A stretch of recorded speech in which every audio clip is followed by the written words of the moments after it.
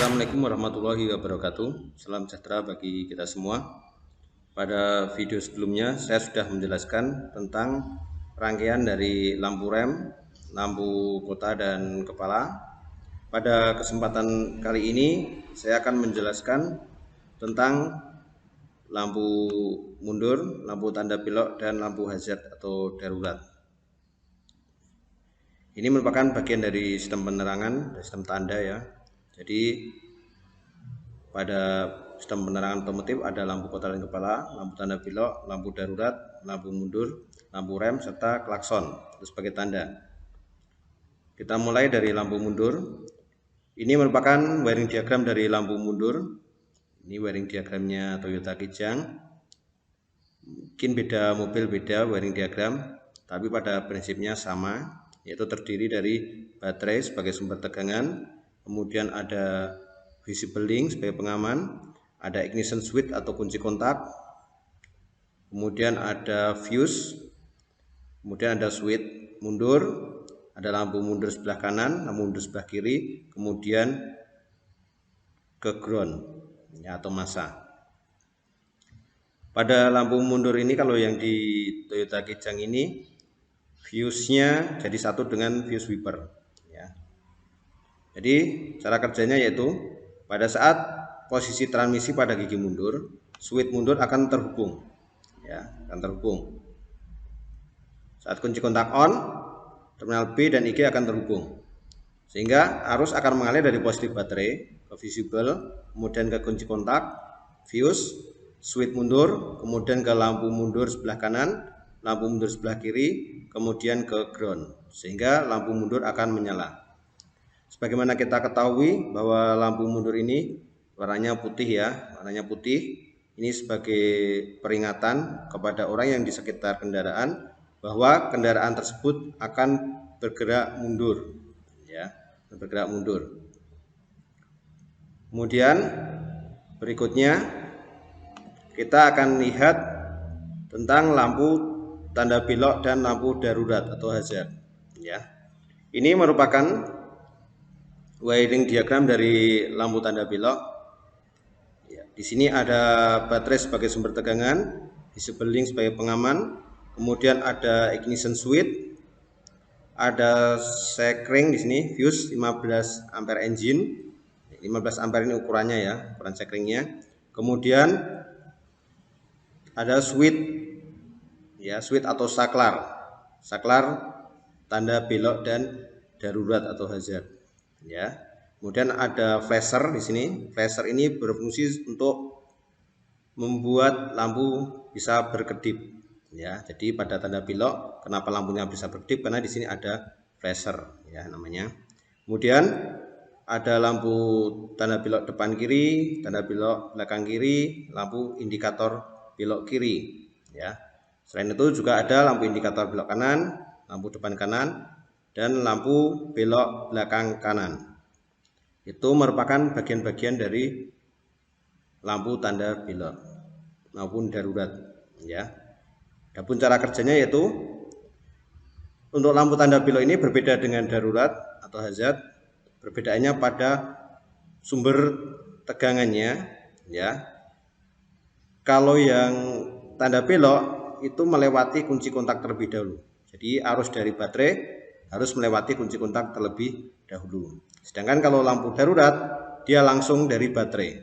Jadi lampu darurat tetap bisa menyala meskipun kunci kontaknya off ya. Kenapa begitu? Karena ketika kondisi darurat, misalkan mobil mogok, kita berhenti di pinggir jalan, kita bisa menyalakan lampu darurat, kunci bisa kita cabut ya, jadi kendaraan tetap aman ya. Kemudian kita lihat cara kerjanya, yaitu pada saat lampu tanda belok ya bekerja, kunci kontak harus on ya. Kemudian di sini ada dua pilihan, yaitu belok kiri atau belok kanan ya. Ketika off ini tidak ada yang terhubung antara TB dengan TL maupun TR, tapi B1 dan F terhubung ya. Ini pada posisi off. Kemudian ketika kita mau belok kiri ya, jadi lampu tanda belok akan memberitahu pengendara lain atau orang di sekitar kendaraan bahwa mobil akan berbelok ke sebelah kiri, ya, atau menepi, atau mungkin pindah jalur, ya, ke kiri. Maka yang terhubung yaitu terminal B1 dan F.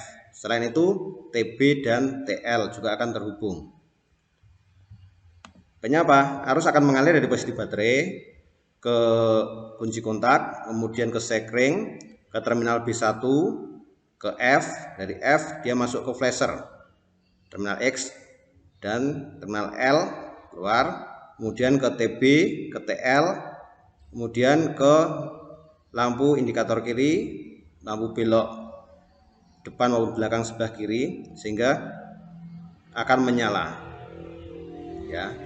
Karena ini lewat flasher, maka dia nyalanya akan berkedip-kedip, ya. Kemudian ketika kita posisikan mau belok ke sebelah kanan, ini maka yang tadinya TB berhubung dengan TL akan berganti ke TR. Jadi TB terhubung dengan TR, yang ke TL sudah terputus, ya.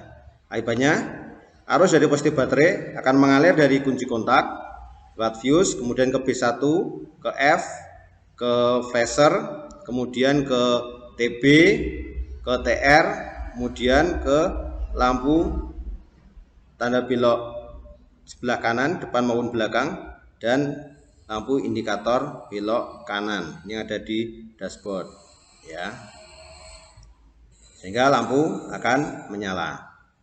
Itu tadi untuk tanda belok. Kemudian kita akan menjelaskan tentang lampu darurat atau hazard, ya. Ini rangkaiannya sama dengan lampu tanda belok tadi. Perbedaannya di sini untuk lampu hazard dia tidak lewat kunci kontak, masuknya ke B2, terminal B2. Adapun cara kerjanya, ini ketika posisi hazard, ya, posisi hazard ini arus akan mengalir dari posisi baterai, kemudian ke sekring, ke B2, ke F, kemudian ke flasher, ke TB, kemudian ke TL dan TR. Jadi ketika hazard ini TL dan TR keduanya akan terhubung, sehingga lampu tanda belok sebelah kiri maupun sebelah kanan keduanya akan menyala secara bersamaan, ya. Ini karena di sini keduanya akan terhubung, ya. Jadi semuanya akan menyala secara bersamaan. Untuk penggunaan lampu hazard ini mohon untuk diperhatikan, gunakan sesuai dengan kondisi yang ada. Misalkan ketika memang dalam keadaan darurat, misalkan di depan ada terjadi sesuatu yang mungkin berbahaya, kita bisa menyalakan lampu hazard untuk memberitahu pengendara lain di belakang kita bahwa kita di sini sudah waspada, ya, waspada untuk memberitahu, mencegah terjadinya kecelakaan, ya. Jangan digunakan untuk misalkan rombongan iring-iringan, ya, itu sebenarnya tidak tepat, ya. Itu tadi penjelasan dari kami. Terima kasih atas perhatiannya. Saya Eri. Wassalamualaikum warahmatullahi wabarakatuh.